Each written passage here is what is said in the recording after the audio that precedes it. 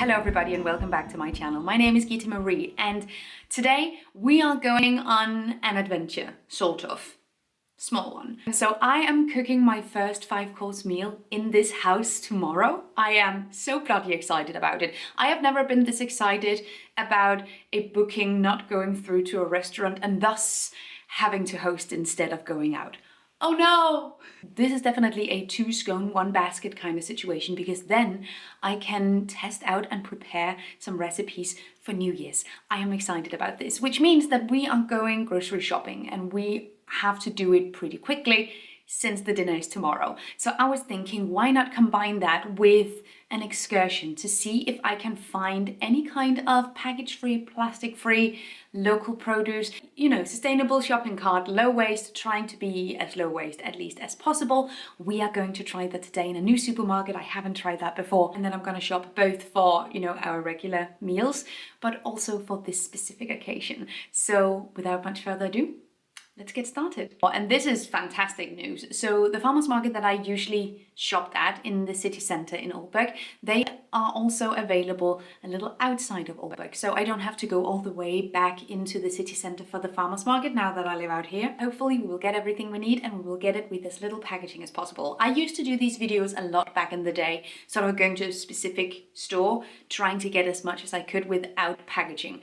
And we're gonna revive that kind of today. So let's see what we can find. There we go. Okay, are you guys just about ready for a grocery haul? I went to a regular supermarket. I'm sitting with these things on my lap and it's not going great. So let's start with the peanut butter that just fell on the floor. Organic peanut butter, absolutely love this stuff. I use it in sauces a lot, in desserts. We got some pasta and I am very excited about this specific brand coming in just paper. This is just paper, inside and out. When it comes to the vegan options, it's more slim pickings than I am used to. I have to be a little bit more so calculated as to when I go where and etc. But this place where I was at, they actually had vegan whippable cream. We have like cooking cream, but you can't whip that into a nice fluffy texture. You need a specific type of cream for that. So I got this. I always have this in my pantry for all kinds of desserts. Another bag. I carried around 4 canvas bags like an absolute idiot. Smaller rigatoni, love these. Okay, if you expected a perfect zero waste in this video, you haven't been on my channel for quite some time, and also I'm about to disappoint you. I wouldn't have gotten this except it was on sale. You can't get this at the farmers market currently because tis not the season, yo. Tis not the season. So I got it off. Fine. Here, this is what I was talking about. So this is a sort of cooking cream. It's oat-based. Love this. I use this to make all kinds of, like creamy, saucy, cheesy pasta sauces. Some pasta sauce, I usually make this myself, but I like to have just 1 or 2 of these in my pantry, just in case you have like a little bit of an off night and you just want to throw something quickly together. Burger patties, these are great from Naturli. I can fuck with that Beyond Burger or an Impossible Burger any time of the day. It's just, they're shit expensive. They're not really widely available where I'm at, but these ones, they're everywhere. Love them. Fantastic. Oh, why does it have to look like meat? Shut up. We like the flavor, not the production. Okay, moving on. I also got, and this is actually the bane of my existence and I feel so bad for buying this, but hear me out. Okay, so I got sprouts.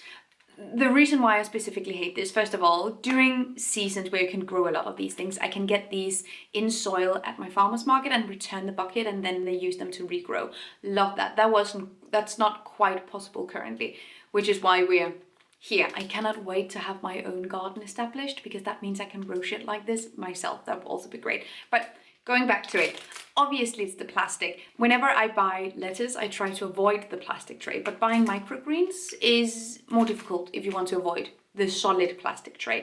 And black plastic specifically has a much lower recycling rate because a lot of the optical sorting devices can't see black plastic. So yes, I'll try to see if I can find a way of reusing it here at home, perhaps as a little like chive growth tray. I'll see if I can use it here because black plastic is just not where it's at. And did I really need pea sprouts? Well, yes.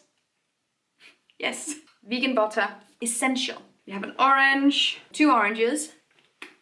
And 2 clementines, which I now see one is sort of bad and soft there. But it's still perfectly edible, you know, so you'll cut around it, it's fine. And oat milk. This is the barista kind. It's usually a little bit fattier, which makes it really good for cooking. And I have a plan of making some purees and some mousses. And using just the regular oat milk, it's a little too light. It's like using skim milk in cooking. Okay, now are you ready to see what I got at the farmer's market? This felt like a virgin journey the first time I went to the farmer's market in this location. I was so excited about it, honestly. Which also meant that I got a bunch of stuff. As in, you should really never go shop for a 5-course dinner without knowing exactly what the dishes are going to be, because I'm shooting wide today. I have a ton of ideas and I don't know how many of them I'll actually execute, but the thing is, these things, I can use them in soups and in roasts, so it's gonna be fine. Nothing is gonna be wasted, mark my words. Celeriac, looks like a mandrake from Harry Potter. This monster is so fucking versatile, I love this. I'm going to use this to make a puree. I love the celeriac puree.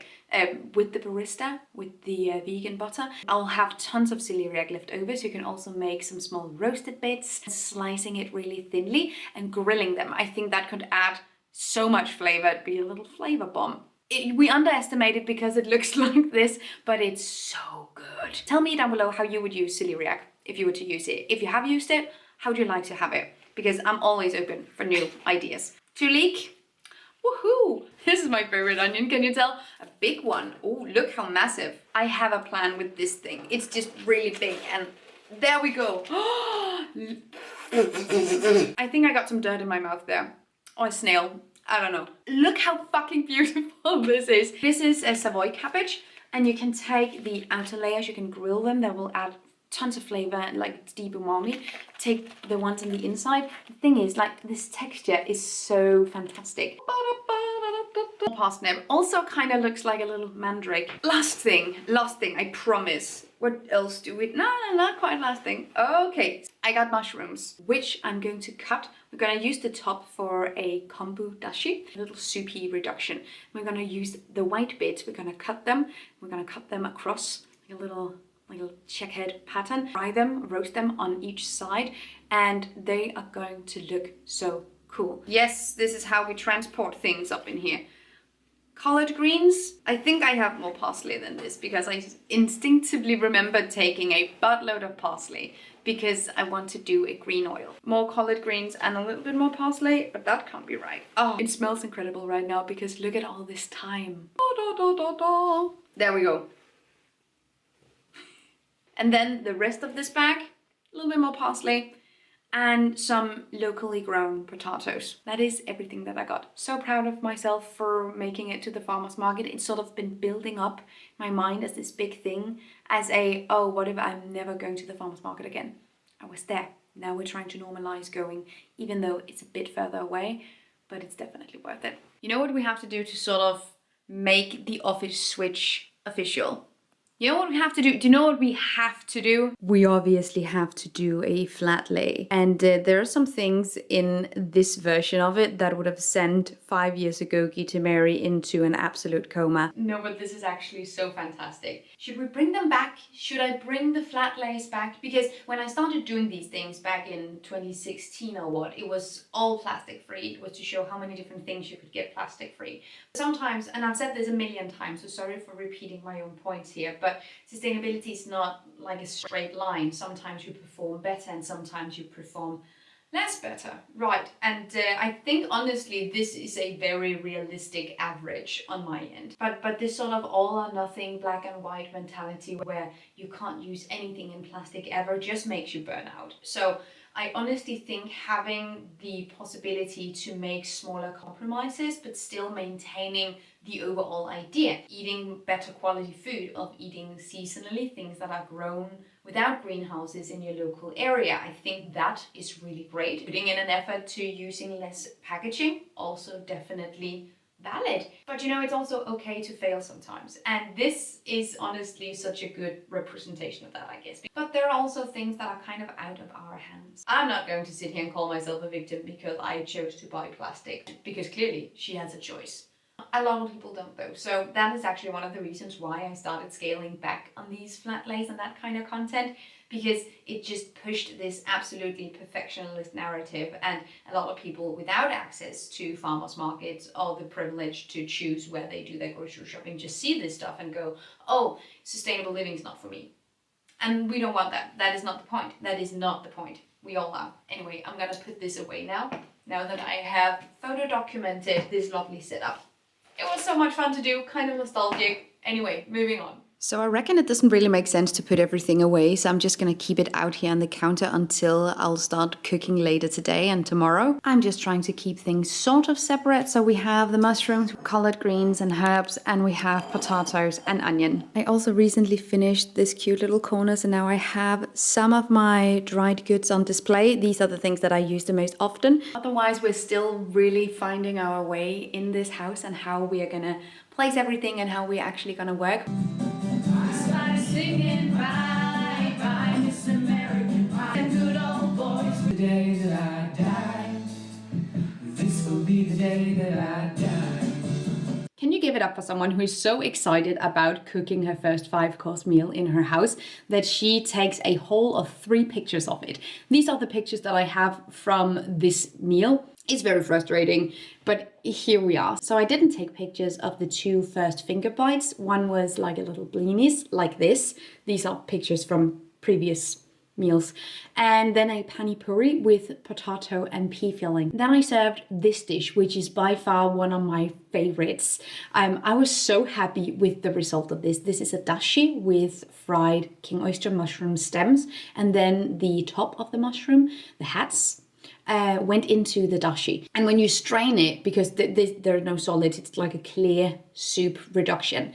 Really flavorful, packed with flavor, absolutely loved it. So took the mushrooms and used them to make a duxelles, which is like the mushroom filling in a beef Wellington, which I did with the juicy marble one, so still vegan. Jump scare, it's still vegan. Okay, it's all still vegan. I also charred some collard greens, which added this very grilled umami, some very...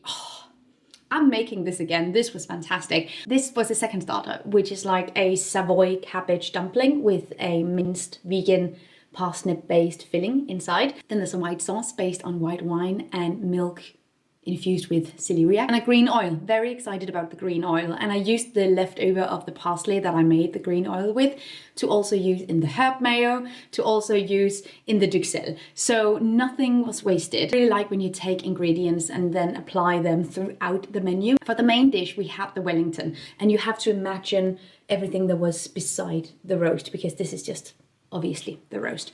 But we had mashed potatoes, and then we had a really, really lovely, smooth as motherfucking butter celeriac puree and a sauce bordelaise. Loved it. Now I'm just like praising myself, but you know, like, here we are. Should we do more content where I'm actually showing you guys this, or is it okay that I just talk about it? I don't know. The dessert, which was 2 types of cheesecake with a biscuit base and a vegan cream cheese filling. In one of them I had a coffee caramel ganache that I made a few days ago for my iced coffee in the morning. Banger. And a quince jam with quince from my garden. Hey. Anyway, that was the food. Let me know if you want more actual fact cooking. This is all for now. Thank you so much for watching this video. Have an amazing day, and I will see you guys next time. Take really good care of yourselves. Until then, bye.